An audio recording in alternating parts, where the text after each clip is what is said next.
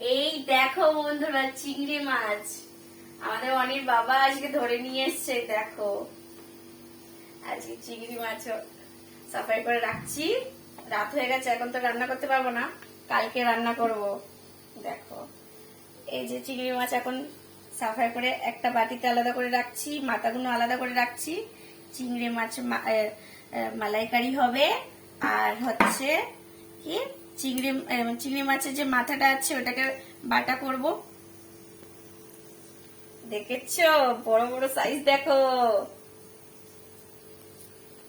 আমাদের বাড়ির লোক কিন্তু মাছ হেভি ধরে।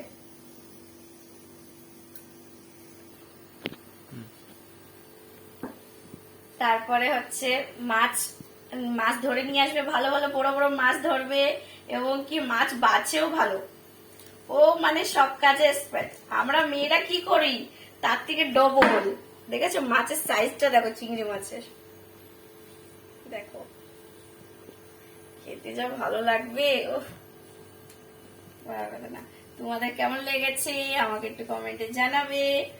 আর কারা কারা চিংড়ি মাছ খাবে চলে এসো।